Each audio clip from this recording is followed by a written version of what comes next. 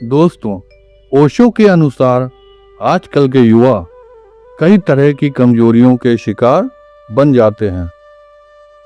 थोड़ी आयु और ढलने पर सहारा खोजने लगते हैं, इंद्रियां शिथिल हो जाती हैं और जीवन एक भार बन जाता है।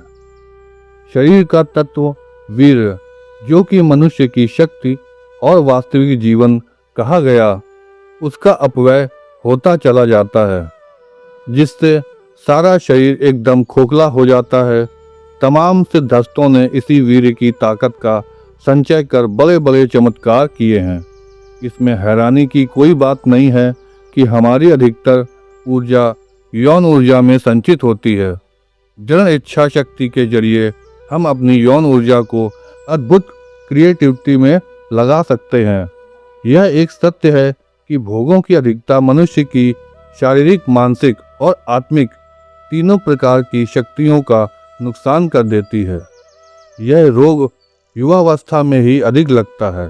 यद्यपि उठती आयु में शारीरिक शक्ति ज़्यादा होती है, साथ ही कुछ न कुछ जीवन तत्व का नव निर्माण होता रहता है, इसलिए उसका बुरा असर शीघ्र दिखाई नहीं पड़ता।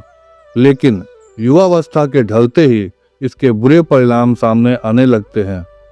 सांसारिक भोगों में एक विचित्र आकर्षण होता है।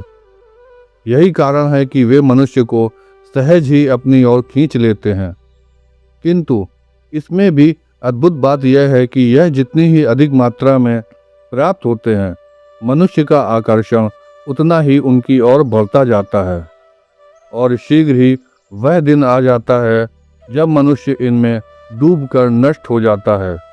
यदि 25 वर्ष की आयु तक आहार विहार को दूषित नहीं होने दिया जाए और ब्रह्मचर्य पूर्वक रहा जाए, तो इस आयु में शक्ति की मस्ती और विचारों की उत्फुल्लता देखते ही बनती है। ऐसे बच्चे प्रायः जीवन भर स्वस्थ रहते हैं। भ्रूण काल के निर्माण के बाद शिशु जब विकसित होना प्रारंभ होता है, तो वीर्य उसके मस्तिष्क में ही संचित होता है। यही कारण है कि गर्भ में संतान का सिर नीचे की ओर होता है। जन्म के समय 10 रत्ती वीर्य बालक के ललाट में होता है। शास्त्रों के अनुसार 9 से 12 वर्ष तक वीर्य शक्ति भौहों से उतरकर कंठ में आ जाती है। प्रायः इसी समय बच्चे के स्वर में सुरीलापन आता है।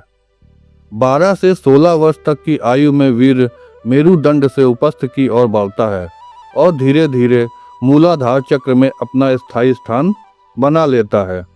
परंतु जब हम गलत तरीकों से अपनी इस ऊर्जा को नष्ट करने लगते हैं, तो हमारे जीवन की मानसिक, शारीरिक और आत्मिक ऊर्जा भी नष्ट होने लगती है और धीरे धीरे हम अंदर से खोखले हो जाते हैं। इसलिए हमें अपने वीर्य, जो कि हमारी सबसे बड़ी शक्ति है, उसे बचाकर रखना चाहिए, क्योंकि जब हम अंदर से मजबूत होंगे तो हमारा आत्मविश्वास चरम पर होगा और हम अपने जीवन में कुछ बड़ा कर पाएंगे। दोस्तों, आज का यह विषय यहीं पर समाप्त होता है। यह पोस्ट अच्छा लगा हो तो इसे लाइक करें, चैनल को भी सब्सक्राइब करें और भविष्य में ऐसे पोस्ट को पढ़ने के लिए हमसे जुड़े रहें।